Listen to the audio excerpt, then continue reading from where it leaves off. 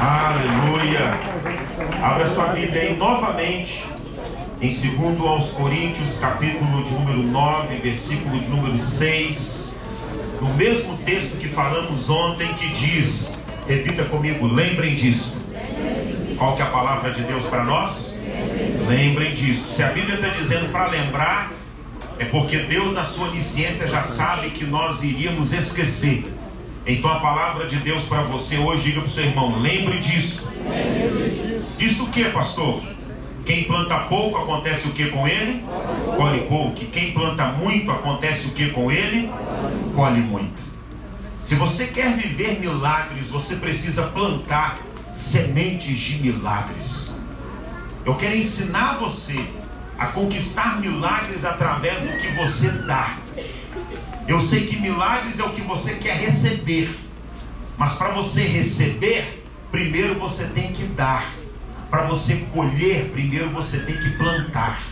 Exemplo, você está aqui buscando um milagre para seu casamento. Plante sementes a favor do seu casamento. Você está buscando milagres a favor de seus filhos. Exemplo, plante sementes a favor de seus filhos. Exemplo, você está buscando milagres a favor de sua vida profissional. Plante sementes a favor de sua vida profissional. Pastor, e como eu planto uma semente assim? É simples. É você pegar o recurso que você vai propor no seu coração e antes de ofertar, orar: Senhor, essa semente, essa oferta é para esse objetivo, é para este propósito.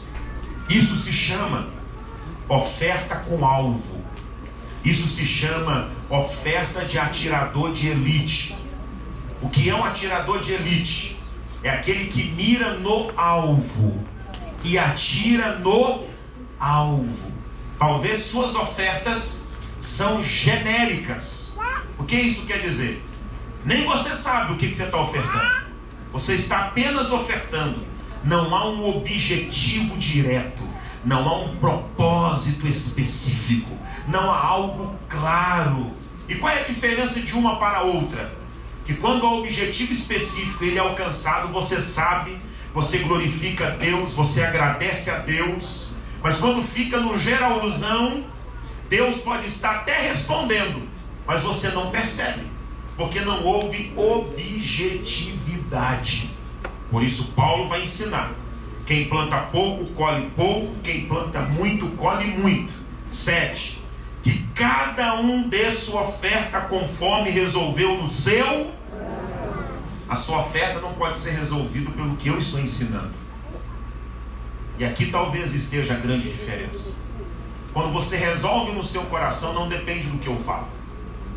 Quando você resolve no seu coração, não depende do que você vê.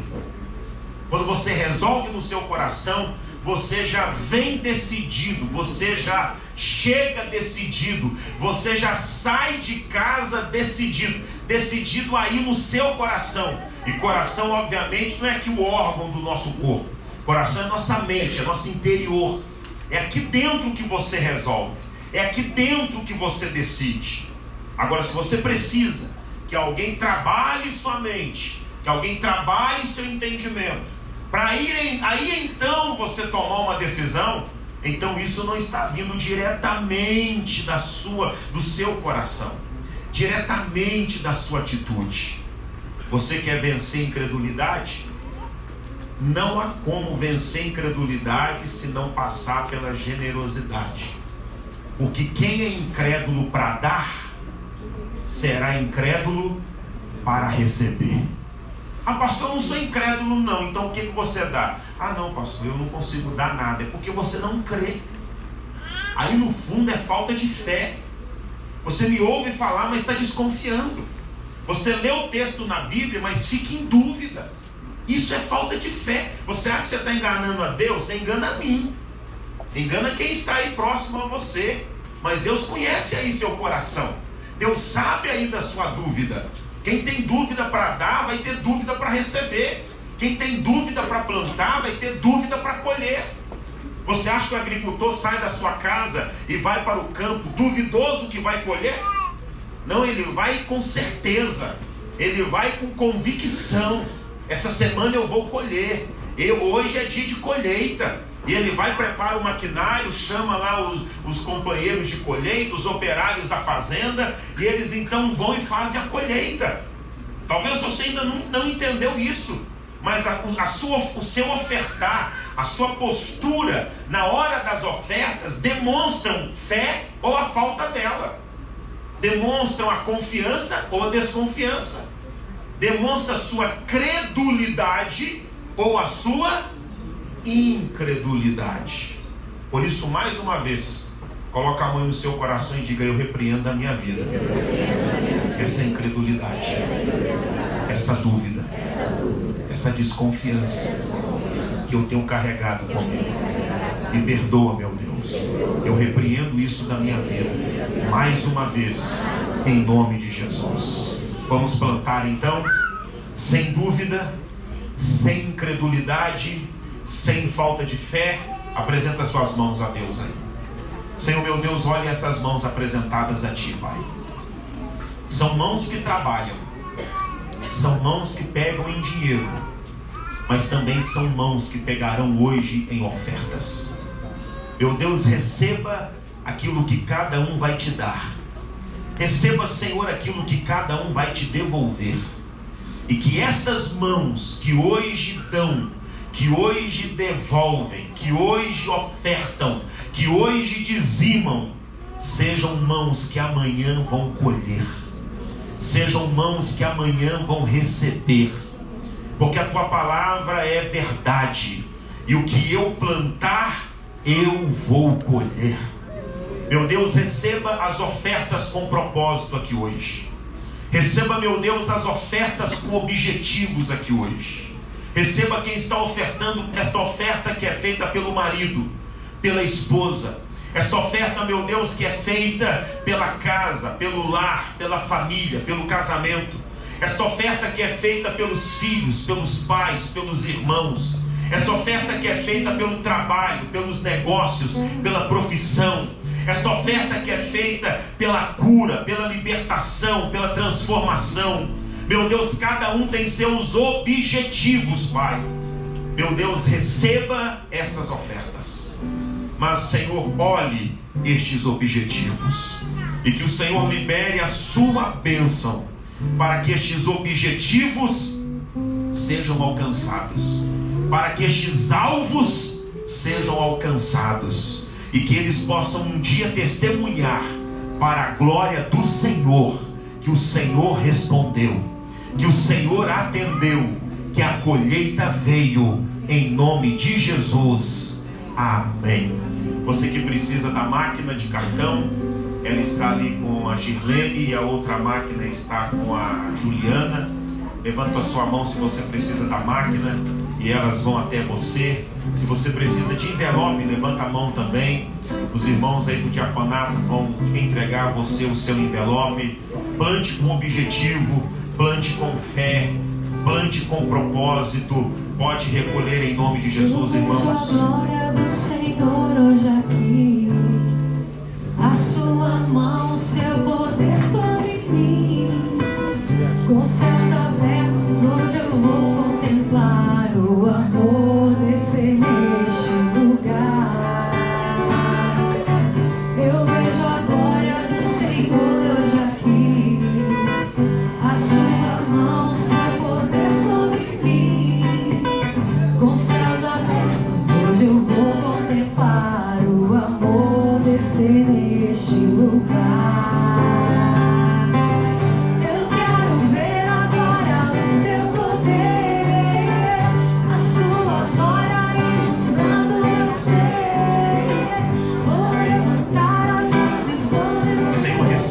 Estes dízimos e ofertas, Pai. Receba cada centavo, cada real, através do Pix, da transferência, do cartão ou do dinheiro que foi agora entregue ao Senhor. A Tua palavra diz que isso é semente. A Tua palavra diz que isso é plantação. E eu sei que o Senhor vela pela Sua palavra para que ela seja real, para que ela se cumpra. Então receba, meu Deus, aquilo que cada um entrega a Ti esta noite. E que a colheita venha, que a colheita venha, em nome de Jesus. Amém. Vamos louvar o Senhor com as nossas palmas. Aleluia. Irmãos, hoje especialmente nós vamos orar e clamar a Deus por milagres de cura física. Milagres contra doenças, enfermidades, dores, infecções, inflamações. Quem aqui tem alguma doença aí que você precisa de um milagre? Levanta a sua mão. Olha aí, tem muita gente. Quem aqui tem gente na sua família que carrega alguma doença e precisa de um milagre? Levanta a sua mão. Amém. O tempo dos milagres não passou. O Jesus que curava está aqui hoje para curar. E Ele vai passar aí. Aproveite essa oportunidade. Abra sua Bíblia lá no Evangelho de Marcos, capítulo 5, versículo 21, por favor. Evangelho de Marcos, capítulo 5, versículo de número 21 em diante. É um texto muito conhecido, mas Deus tem algo para ministrar ao nosso coração antes de nós orarmos. E por que antes de nós orarmos nós vamos ministrar a palavra? Porque a fé vem pelo e o ouvir a palavra. O seu milagre pode acontecer através da fé que vai ser liberada aqui hoje. Então receba essa palavra aí.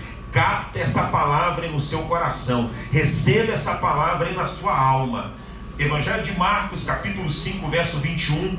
Jesus voltou para o lado oeste do lago e muitas pessoas foram se encontrar com ele na praia. Um homem chamado Jairo, chefe da sinagoga, se jogou aos pés de Jesus, pedindo com muita insistência: a minha filha está morrendo. Venha comigo e ponha as mãos sobre ela, para que sare e viva. E Jesus foi com ele. Uma grande multidão foi junto e o apertava de todos os lados. Uma das coisas que fez a diferença de Jesus entre todos os líderes religiosos do seu tempo era o poder dele para curar. Nunca houve na história judaica um judeu que curava como Jesus. Nunca houve na história humana, na história universal, uma pessoa que tinha poder sobre enfermidades como Jesus.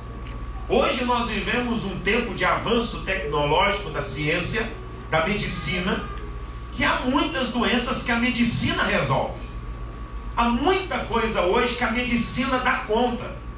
Que o crescimento, não é o crescimento, que a evolução dos fármacos, dos remédios curam, que a evolução dos tratamentos, dos diagnósticos, dos exames detectam e tratam com sucesso. Mas no tempo de Jesus, 2000 anos atrás, a medicina ainda era incipiente, a medicina ainda engatinhava comparado a hoje. Então naquele tempo a necessidade de um milagre de cura era extraordinário, porque os médicos eram raros, os tratamentos eram difíceis, os tratamentos eram caros. Por isso quando Jesus chegou curando, ele atraía tanta multidão. Mas mesmo no século 21, com essa evolução da ciência, ainda há doenças que a ciência não consegue, seja diagnosticar, seja tratar, ou seja curar. Apesar de tantos remédios, ainda há doenças que a medicina não tem o que fazer. E aí vem uma expressão que quando uma família recebe é de desesperador. A pessoa está desenganada pela medicina. Quando os médicos dizem não há o que fazer, leve-o para casa e dê o máximo de conforto possível e espere a morte.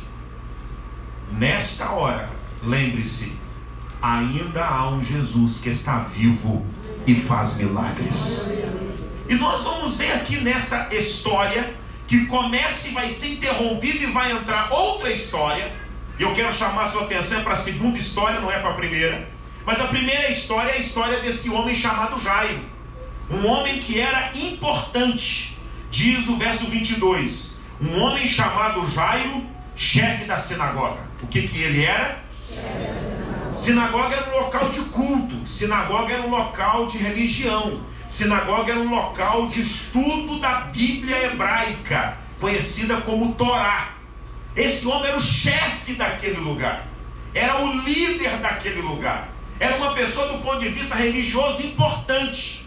E esse homem vai viver um drama na sua família. E qual é o drama? Versículo 23. Pedindo com muita insistência: a minha filha está morrendo.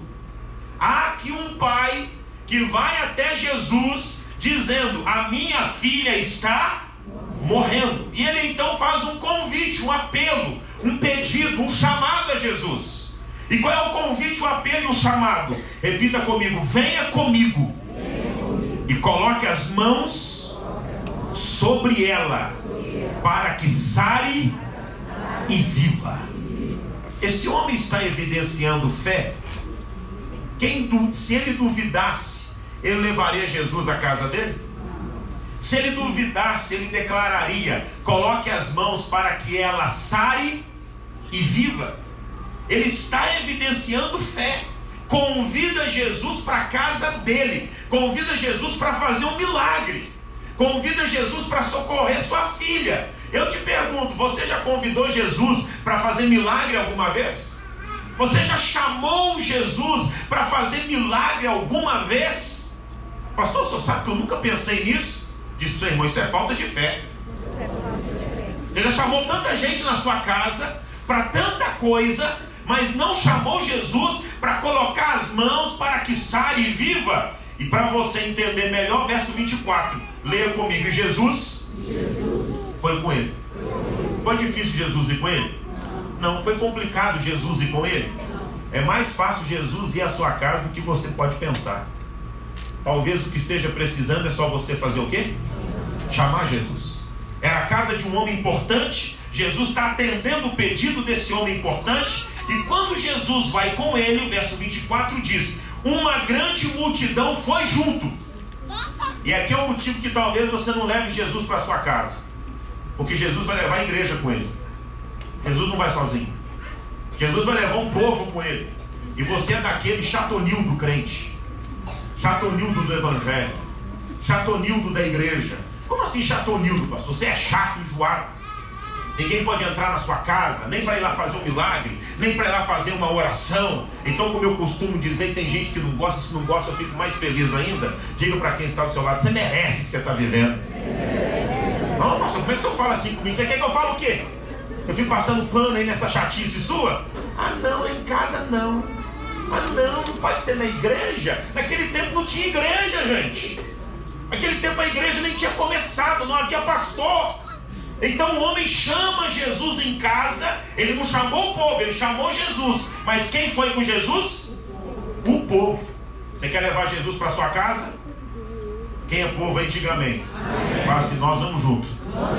Ah não, fica aí então, pastor. Deixa como está. Diga para o seu irmão: então você merece esse problema seu. O povo vai junto. E o povo vai junto, irmão. Interessante é que o povo vai junto, todo mundo pertinho um do outro. Porque diz o texto aí que eles faziam o quê?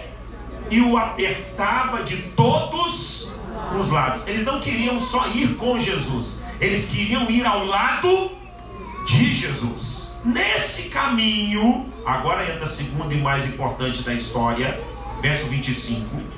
Chegou ali onde? Naquela estrada indo para a casa de Jairo.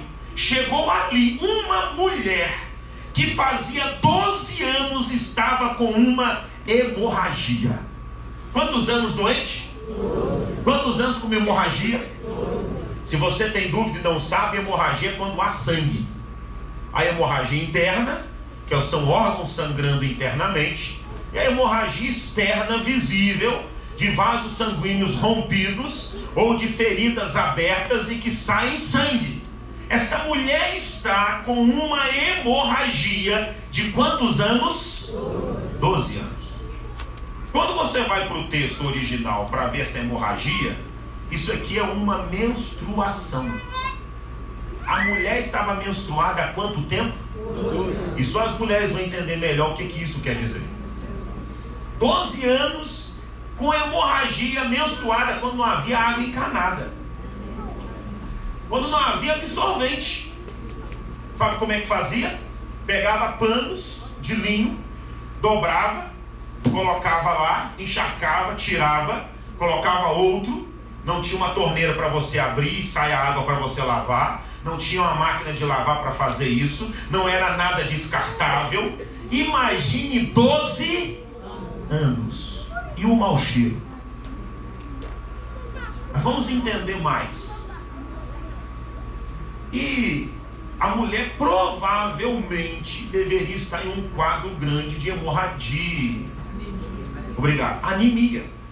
Porque 12 anos o corpo dela soltando este sangue, imagine como ela deveria estar fraca, anêmica, magra, debilitada, 12 anos assim. E o pior, verso 26, havia gastado tudo que tinha, tratando-se com muitos médicos. A medicina da época foi procurada por ela. Os tratamentos da época foram oferecidos a ela. E gastou tudo o que tinha. Parecia então que 12 anos antes era uma mulher de condição financeira privilegiada. E gasta todo o seu dinheiro para tentar uma cura, para tentar sair desta doença. Continua o verso 26 dizendo que estes a fizeram sofrer muito. Mas em vez de melhorar, ela havia piorado cada vez mais. Menos dinheiro e mais doente. Menos dinheiro e o problema maior. Menos dinheiro e o problema aumentava. Então nós já estamos vendo um quadro clínico, estamos vendo um quadro financeiro, vamos ver agora um quadro emocional e mental. Como essa mulher devia estar desanimada, como essa mulher devia estar triste, como essa mulher deveria estar frustrada, como deveria estar decepcionada, como deveria estar revoltada, como deveria estar angustiada, porque ela tentou o que era disponível, ela fez o que era possível, ficou sem dinheiro, o quadro piorou, seu estado emotivo, emocional, seus pensamentos. Ela deveria ser uma mulher amargurada, negativa. Mas o pior da história não fica explícito nesse texto. O pior da história é entendido por quem entende o Antigo Testamento. A mulher era judia, então obedecia às leis mosaicas. E havia uma lei mosaica específica para a mulher menstruada. Vamos abrir nossa Bíblia lá em Levítico 15. E você vai ver o que essa mulher vivia do ponto de vista agora social, do ponto de vista agora religioso. Livro de Levítico, capítulo de número 15. Você vai encontrar aqui uma série de leis sanitárias. Leis o quê? Sanitárias. Lembre-se que estas leis foram dadas primeiro para um povo que vivia no deserto. E vivia no deserto com as condições muito precárias. Então essas leis eram para evitar que doenças se propagassem, que a condição de higiene daquele acampamento de 3 milhões de pessoas no meio do deserto não piorasse e as doenças então crescessem. Então olha essas regras. Levítico 15, verso 19. Quando uma mulher tiver a sua... Quem está comigo aí? Quando uma mulher tiver a sua... Ficará o quê? Quanto tempo? 7 dias. Quem tocar nela durante esse tempo ficará o quê? Até o quê? Qualquer cama que ela se deitar e qualquer coisa em que se sentar ficarão impuras.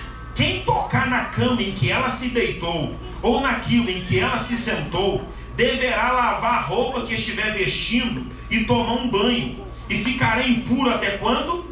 O pôr do sol. E o homem que tiver relações com ela, com a mulher, durante a menstruação, ficará o quê? E qualquer cama que ele sentar, qualquer cama em que ele se deitar, ficará o que também? A mulher que tiver hemorragia ou que continuar menstruada, além do tempo normal, ficará impura como durante a... Qualquer cama em que ela se deitar e qualquer coisa em que se sentar durante esse tempo ficarão. E quem tocar na cama ou naquilo em que ela se sentou ficará impuro e deverá lavar a roupa que estiver vestindo e tomar um banho e ficará impuro até o quê? Quando a hemorragia parar, ela deverá esperar 7 dias e então estará pura. A história da mulher lá do Novo Testamento estava menstruada com hemorragia há quanto tempo? Então ela estava impura há quantos anos? 12 anos que ela não podia tocar em... E ninguém poderia tocar nela. 12 anos que ela não poderia se sentar na cadeira, no sofá de ninguém. E não poderia se deitar na cama de ninguém. E ninguém também poderia se sentar onde ela sentava-se ou deitar onde ela deitava-se. E se alguém tocasse nela, ficaria impuro até o pôr do sol. Então tem mais ou menos até 18 horas. E depois tinha que tomar banho e lavar roupa. Então essa mulher não tinha convívio social. Não ia a festas, não se relacionava com família, não se relacionava com amigos, não se relacionava com vizinhos. Pelo contrário, a lei mosaica criou umas cidades, chamadas cidades de refúgio. Para enquanto uma pessoa estivesse assim, ela ia para este lugar e se refugiava neste lugar. É por isso que Jairo chama Jesus para ir à casa dele, mas ela não podia chamar, porque a casa dela era uma casa impura. Por isso, para você entender, volte comigo para Marcos capítulo 5, e aqui é o principal do milagre de Jesus. Marcos capítulo 5. Por isso diz a Bíblia, versículo de número 27, ela havia escutado falar de Jesus. Então entrou no meio da multidão e chegando por trás dele fez o quê? Por que ela não chegou na frente? Porque ela era impura. Jairo não tinha esse problema. Jairo era chefe da sinagoga, era homem importante, se identificou, seu nome é conhecido, faz um apelo, chama Jesus para ir à casa dele. Jesus está indo à casa dele atendendo o pedido de socorro de um pai desesperado. E na ida a essa casa, chega essa mulher anônima, desconhecida, sem nome. Eu estou até agora só falando essa mulher, repetindo a mesma coisa, porque o nome dela não é nem mencionado. É mencionado sua doença, é mencionado sua impureza, é mencionado os anos da sua doença, é mencionada a sua situação financeira, é mencionado que ela piorou cada vez mais. Ela agora chega silenciosa, anônima, vem por detrás, não vem na frente, vem escondido, não vem aparecendo para ninguém. Ela quer tocar na roupa dele, verso 28, porque pensava assim. Pensamento influencia milagres. Pensamento pode ser de fé ou de falta dela. Pensamento pode ser de credulidade ou de incredulidade. Pensamento pode ser de confiança ou de desconfiança. O que ela estava pensando? E Provérbios diz que a nossa vida é dirigida pelos nossos pensamentos. Antes de falar eu penso, antes de agir eu penso, antes de fazer eu penso. E o que é que você pensa? Tem gente que diz, pastor, estou pensando tanta besteira, é melhor não falar o que eu estou pensando. Sabe o que ela pensava? Verso 28, pois pensava assim, se eu apenas tocar na capa dele, ficarei? Ela queria tocar na capa de Jesus, a capa que era usada por cima da roupa. Na fé dela, não precisava de uma oração. Jesus não precisava tocar nela. Ela nem precisava tocar nele. Ele nem precisava ir na casa dela. Ele nem precisava ouvir a oração dela. Ele nem precisava saber quem ela era. Meu irmão, na minha interpretação, essa mulher vive o maior milagre de fé da Bíblia. Porque não tem culto, não tem oração, não tem toque, não tem pedido de oração, não tem pedido de milagre, não tem visita para oração, não tem nada. O que tem é uma pessoa precisando de um milagre, pensando assim: se eu apenas fizer o quê? Tocar, eu serei. Na minha interpretação, o objetivo dela era receber um milagre sem ninguém saber. Porque se soubessem que ela estava ali, ela podia ser apedrejada. Porque todos que tocaram nela e ela tocou ficariam o quê? Impuros. Ela tornaria impuro até mesmo quem? O próprio Jesus. Por isso ela chega silenciosa. Por isso ela chega no anonimato. Meu irmão, quando a gente não recebe milagres, repita comigo, porque o negócio está muito ruim para mim mesmo. Repita comigo, porque o negócio está muito ruim para mim mesmo. Fala contigo, que você está com uma nhaca, meu irmão. Pastor, o que é nhaca? Eu não sei não, descobre depois aí. Mas um negócio agarrado que não sai, nhaca é isso. É um negócio grudado em você que não te deixa. Porque milagre pode parecer difícil, mas esta mulher consegue um milagre sem fazer nada que é normal.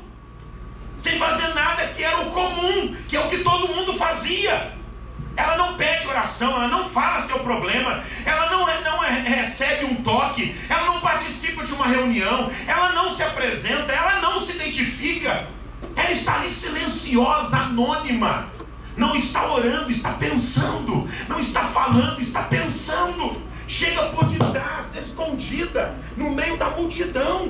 E quando ela chega nessa situação, ela vai tocar em Jesus, verso 28. Pois pensava assim: se eu apenas tocar na capa dele, ficarei curado. O seu pensamento é de cura ou é de doença? Seu pensamento é de milagre ou é de mesmice? Seu pensamento é de uma transformação ou é de uma continuação? O que é que você pensa? Deixa eu te ensinar uma coisa. Quem conhece nossos pensamentos é só Deus, porque só Ele é onisciente. Os demais, inclusive o diabo, conhece o que eu penso por causa do que eu falo. Porque a boca fala do que o coração, em outras palavras, a boca fala do que está na sua mente. E o que você fala? Eu vou morrer. Vai mesmo.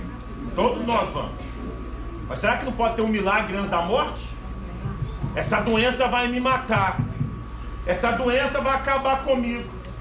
Isso aqui não tem mais jeito.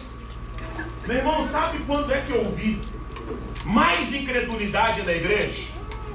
Foi durante a pandemia de Covid. A pandemia de Covid demonstrou que o povo de Deus é um povo sem fé. Não, pastor, que isso? O senhor não ouviu a medicina não? E daí? Milagre sai das leis naturais. Mas pastor, não tinha um culto para eu ir, não tinha uma reunião para eu ir, não tinha um pastor para orar por mim. E para ela tinha? Havia alguma coisa para ela? Havia culto, havia reunião. Ela era proibida por leis cerimoniais, por leis sanitárias, de estar no meio do povo. Quando você tem fé para viver um milagre, você passa por cima de limitações e de coisas que te impedem. Ela rompe com tudo isso, ela passa por cima de tudo isso, porque ela quer viver um milagre. Quando então ela finalmente chega e toca, versículo 28, pois pensava assim: se eu apenas tocar na capa dele, eu ficarei. Logo o sangue parou e ela teve certeza que estava curada. Homem talvez não vai entender isso, mas mulher sente que está menstruada, porque ela sente o sangue descer. Eu sei disso, que eu já ouvi mulheres da família falando isso. Está descendo igual chuveiro. Aí eu, como homem, fico lá imaginando, né? Que coisa, hein? Meu irmão, se homem que virasse gay menstruasse, não ia mais ter gay no mundo. Eu tenho certeza disso, irmão. Aí tem mulher que na face tá assim, ó. Eu falo, rapaz, deve ser um negócio. Mas deve ser um negócio extraordinário. Eu sou homem feliz, irmão, mas tão feliz que, meu Deus do céu. Rapaz, meu Deus do céu, mas deve ser um negócio. Ela então sente que o sangue parou de quê? Quer dizer que ela antes sentia que o sangue estava fazendo o quê? Escorrendo. Ela sentiu que o sangue parou de escorrer. E diz aí o versículo de número 29, logo o sangue parou de escorrer. Demorou? Não, foi rápido, meu irmão. Foi quase que instantâneo, foi questão de segundos. O sangue parou de escorrer e ela teve certeza que foi o quê? Isso é fé. Quem tem fé tem certeza. Quem não tem fé tem dúvida. Quem não tem fé tem desconfiança. Ela teve o quê? Certeza. Verso 30. Para a surpresa dela e de todo mundo, no mesmo instante, que de Jesus também sentiu, que dele saiu o poder. Ela sentiu que o sangue parou de escorrer. E Jesus sentiu que dele saiu o quê? Então deixa eu te ensinar uma coisa. O poder de Deus está em Jesus. O poder de Deus está onde? Em Jesus. E esse poder flui de Jesus. Esse poder sai de Jesus. Esse poder sai de Jesus para outro corpo, para outro lugar, para outra pessoa, sei lá, para outro quê. E isso é uma coisa sentida por Jesus. Meu irmão, no meu entendimento, isso é uma coisa tão extraordinária. Primeiro é você ter esse poder de Deus dentro de você. E segundo é você sentir que este poder fez o quê? Saiu de você. E o poder saiu de Jesus por causa de quê? Porque alguém fez o quê? Tocou nele, não. Na capa da roupa dele. Agora vamos entender. Lembra-se de como terminou a história lá do início do pedido de Jairo? Se você esqueceu, volta comigo, verso 24. E Jesus foi com ele. Uma grande multidão foi junto e fazia o quê? Essa multidão apertando em Jesus, encostava nele? Tocava nele? E o que saía dele? Nada. Ah, pastor, se eu tocar em Jesus, talvez do jeito que você está, que é sem ar, que você não larga de jeito nenhum, você pode abraçar Jesus e sabe o que vai sair? Nada.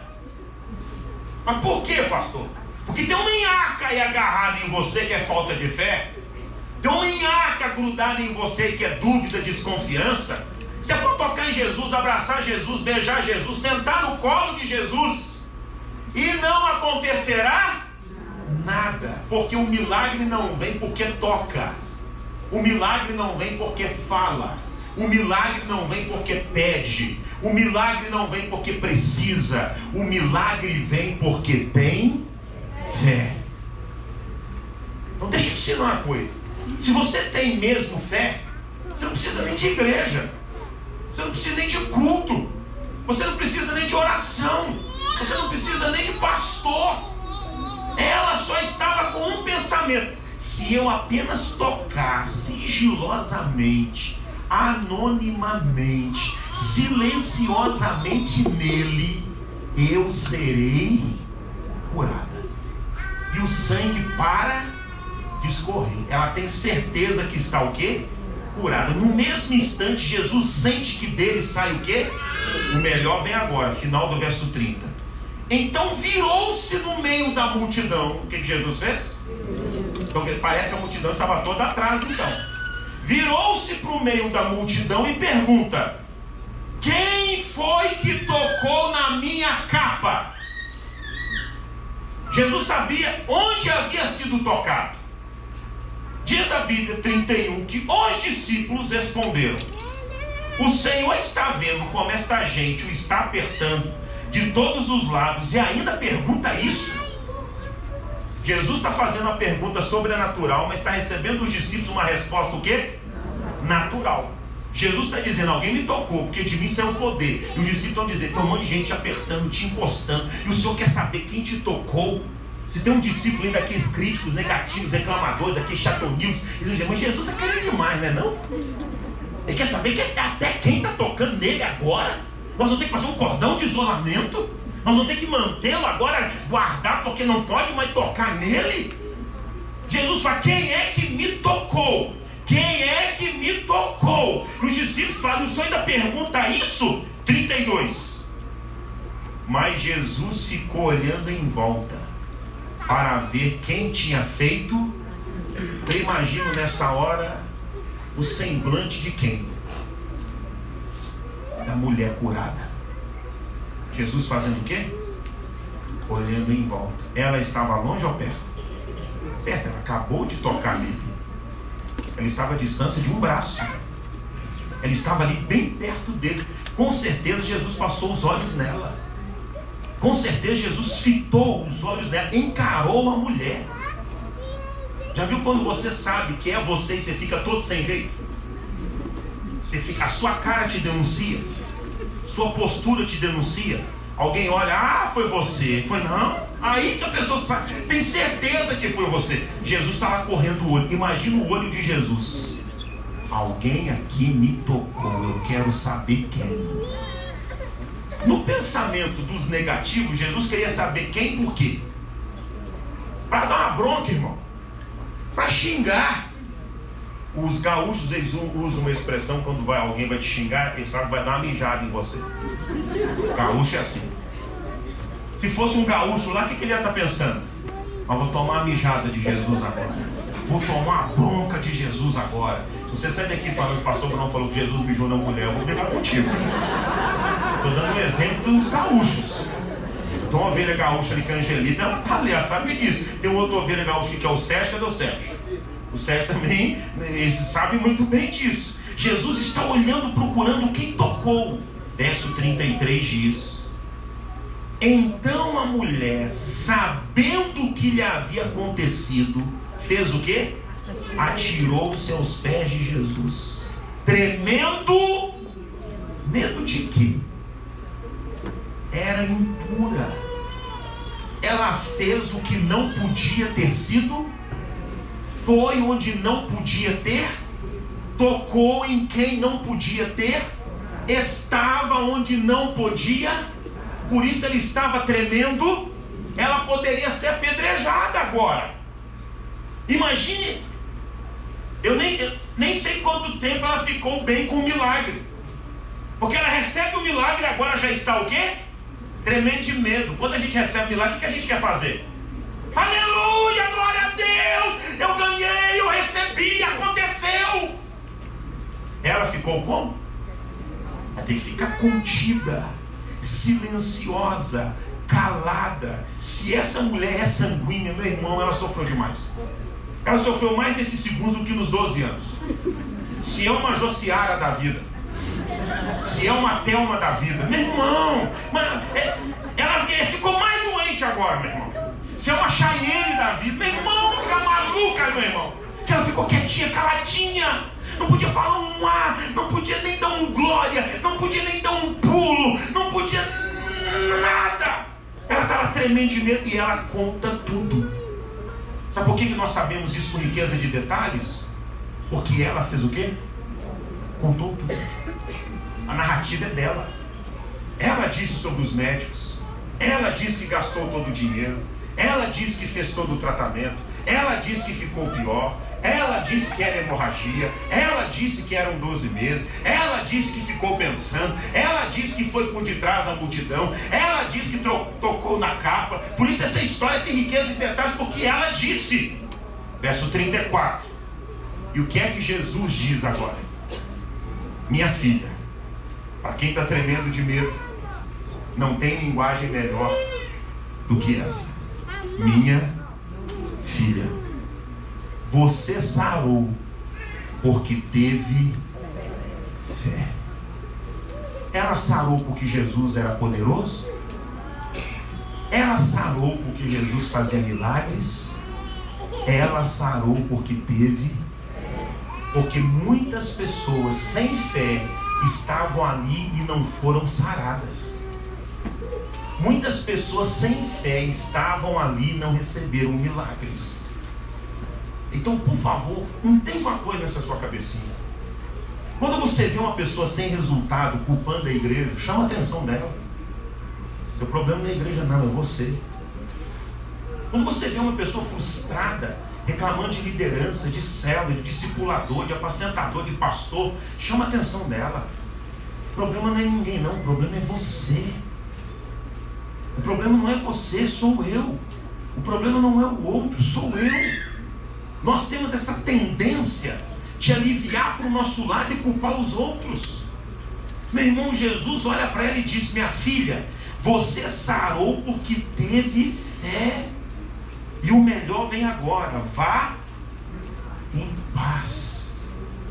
Você está livre do seu sofrimento. Jesus veio para nos livrar de sofrimento. Mas isso só acontece quando nós temos fé. A fé pode ser expressa só em pensamentos, não precisa de falar às vezes. A fé pode ser expressa só em um toque, você não precisa pedir às vezes. A fé pode ser expressa só em uma atitude. Não há nos relatos bíblicos ninguém que vivenciou, experimentou o que ela vivenciou, experimentou. Ela agora está voltando para casa livre de sofrimento, está voltando para casa em paz, está voltando para casa sarada. Ela não volta mais para a cidade de refúgio. Eu não sei como é que estava seu relacionamento familiar, seu relacionamento social, seu relacionamento na cidade onde nascera e fora criada. Mas quando ela volta, já não volta mais uma doente, não volta mais uma impura. Volta agora uma mulher sarada, em paz e livre do seu sofrimento, porque ela teve fé. Quando eu sofro, quando eu estou em guerra, em conflito, quando eu estou perturbado, quando eu estou oprimido, eu entro dentro de mim, vamos assim dizer, e falo: Abraão, onde é que está a sua fé? Se a minha fé estiver ativa, estiver viva, estiver produzindo frutos, vai chegar uma hora que ela trará resultados. Agora, por favor, para eu terminar e nós orarmos, se ela teve fé agora, por que ficou 12 anos doente? Ela poderia ter ficado um dia, uma semana, um mês, um ano. Por que ela ficou 12 anos? Eu vou te ensinar. Versículo de número 27. Ela havia escutado falar de Jesus. Precisou de 12 anos para ela o quê? Ouvir falar de Jesus. Nós precisamos de mulheres assim entrando aqui nessa casa. Mas para isso, quem está nessa casa tem que começar a falar de Jesus. Você que gosta tanto de falar dos outros, fala de Jesus. Vou falar de novo. Você que gosta tanto de falar dos outros, fala de Jesus. Vou falar pela terceira vez. Você que gosta tanto de falar dos outros, ou fofoqueira, ou fofoqueiro, fala de Jesus, que pelo menos vai ser esperança para alguém, pelo menos vai ser inspiração para alguém, pelo menos vai ser motivação para alguém. E deixa eu te ensinar para você que gosta de ouvir falar dos outros. E tem gente que gosta de falar, mas tem gente que gosta. Pastor, só sabe que eu não falo nada de ninguém, mas também sei que você escuta tudo que os outros falam. Há pessoas que o problema é falar, e o outro problema é o quê? Porque quem fala só fala porque tem alguém, e quem está ouvindo só ouve porque tem alguém. É fome com vontade de comer. É o coisa ruim com menos pior. Aliás, é o coisa ruim com coisa pior. Os dois andando juntos. Se alguém vai chegar para você e disser assim: olha, eu tenho que te falar uma coisa, vou te dar uma dica. É sobre Jesus? Não, então pode parar. É de Jesus? Não, então pode parar. Por quê? É melhor não ouvir. Nós temos que aprender a falar de Jesus. Sabe por que tem mulher que o marido dela ainda não conheceu Jesus? Porque para o seu marido você fala mal dos problemas da igreja. Igreja tem problema? Tem, porque onde tem gente tem problema. Mas pega o problema da gente e deixa com a gente. Não fala nada para quem precisa de um milagre. Porque cada vez que você critica a igreja, fala mal do povo da igreja, o seu marido, que podia ter esperança aqui, o que ele diz? Não vou lá nunca. E quem vai viver com o marido perturbado sou eu, é você mesmo que está falando. Pastor, eu quero levar o meu marido ao médico, mas ele nunca vai. Por quê? Porque eu já falei tanto mal desse médico. Pastor, eu quero levar meu marido à igreja, mas ele nunca vai. Por quê? Você pega os problemas da igreja e fala os problemas dela. Se você quiser falar problema de igreja, você está num lugar perfeito. Porque aqui tem problema que você não faz ideia. E sabe por que aqui tem problema? Porque igreja é lugar de gente com problema. Só que o nosso foco não é isso. O nosso foco deve ser falar de quem? De Jesus. Ela havia escutado falar. Foram 12 anos para chegar a esse ponto. Então vamos lá. Ela ficou 12 anos doente. Jesus viveu seu ministério 3 anos. Então pelo menos dos 9 aos 12 anos de doença, ela já poderia ter escutado falar de... Mas demorou ainda 3 anos depois que Jesus começa o ministério para ela ouvir falar de Jesus. Por isso deixa eu te ensinar uma coisa. Seja um agente de milagre na vida de alguém que talvez você nem vai conhecer. Chega perto dele e fale de quem? De Jesus. Olha, eu vou te falar uma coisa. O meu pastor, para com isso. Senhor, eu vou te falar uma coisa. Jesus. Eu vou te falar uma coisa. O meu líder, para com isso. Eu vou te falar uma coisa. Jesus. Eu vou te falar uma coisa, a minha igreja, para com isso. Você vai falar o que para ela? Eu vou falar de quê? De Jesus. Porque senão você fica igual uns malucos aí. Eu sou a universal. Eu sou a casa da bênção. Diz o irmão, isso resolve o quê? O que, gente? O que, gente? O que, gente? Se não resolve nada, não fala nada. Alguém que a Bíblia não vai mencionar, obviamente, chegou para ela falando de quem? Falando de Jesus. Isso que ela ouviu de Jesus gerou o que lá dentro? A fé vem pelo e o ouvir a palavra. Toda vez que você não fala a palavra de Deus, sabe o que você pode estar gerando em quem está te ouvindo? Falta de fé, incredulidade, desconfiança, dúvida, preconceito. Talvez você é o autor da sua falta de fé e é o autor da falta de fé da vida dos outros. Por isso, aprenda a falar de quem? Hoje você já falou de quantas pessoas hoje? E de todas as pessoas que você falou hoje, mencionou hoje, qual vez você falou de Jesus? Para você ter uma bela experiência, uma experiência gratificante, eu vou te dar um conselho. Pode falar que foi eu quem disse. Pede para passar um dia com meu pai. Eu te desafio, você ouvir falar de outra pessoa que não seja Jesus. Meu pai não fala.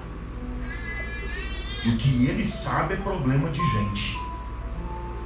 Ele é o bispo da igreja. Ele é o vice-presidente nacional e internacional da igreja. Ele ficou 3 dias em Brasília essa semana, reunião de 8 da manhã às 10 da noite. Só com problema. E aí ele chega da reunião, da viagem, vai e pergunta para ele: ô pai, aí como é que foi? Uma luta. Mas qual luta? Uma luta. Que luta? Uma luta. Quem lutou? Uma luta. Você pode cutucar à vontade, irmão, que ele aprendeu. Senta com meu pai. Pede para fazer uma viagem com ele. Meu pai é bom de papo, ele conversa o dia inteiro viajando. E o tempo todo que ele fala, ou é de comida, porque gosta de uma comida, gosta de um doce. Conhece as estradas de Minas Gerais, igual a palma da mãe, fala, daqui tantos quilômetros tem um doce em tal lugar. Daqui tantos quilômetros tem um torresmo aqui à direita. Daqui tantos quilômetros tem um pão de queijo. Daqui tantos quilômetros tem um bolo. Seu pai, que é isso, pai? Meu pai para de 2 em 2 horas para comer, irmãos. Eu fiquei impressionado com meu pai. Se não é de comida, e se não é de carro, que gosta de um carro também, ele vai falar o tempo todo de quê? De Jesus. Se é para eu ouvir, seria tão bom se eu ouvisse só sobre Jesus. Se é para eu falar, seria tão bom se eu falasse só sobre, porque o que eu ouviria aumentaria a minha fé, e o que eu falaria aumentaria a fé dos outros. Alguém falou de Jesus para ela, e quem falou vai receber o galardão desse milagre junto com Jesus. Jesus pode fazer milagre hoje, só depende da sua fé. Saia daqui hoje com essas palavras: filha, você sarou porque teve fé. Vá em paz e fique livre do seu sofrimento. Vamos ficar de pé.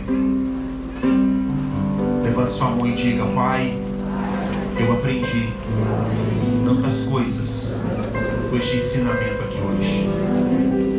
Obrigado, Pai, por essas palavras. Muda em mim o que tem que ser mudado. Quantas coisas eu vi agora que eu preciso que seja mudado na minha vida. Senhor, eu preciso ter fé, independente das circunstâncias, independente da realidade, independente da verdade. Eu preciso ter fé. Esta mulher anônima, desconhecida, viveu um milagre extraordinário, sem receber oração, sem participar de culto, sem ninguém ir à casa dela, sem receber um toque. Viveu um milagre, porque o pensamento era de fé. Viveu um milagre, porque o que ela escutou a levou a ter bons pensamentos, pensamentos de fé. Senhor, me ensine hoje que eu posso estar tendo pensamentos errados, pensamentos sujos, pensamentos impuros, pensamentos que estão bombardeando a minha fé, porque eu estou escutando gente errada, falando coisas que não edificam. Meu Deus, ajude-me a controlar minha língua, minhas palavras, meus lábios, que eu aprenda a falar de Jesus, e o que eu falo possa levar pessoas a pensarem em fé, e que eu influencie alguém a viver um milagre. Mas, Senhor, hoje eu preciso de um milagre. Hoje, Pai, eu preciso de um milagre. Por isso quero declarar mais uma vez que o meu milagre vai chegar, mas vai chegar hoje, seja aqui ou seja lá na minha casa.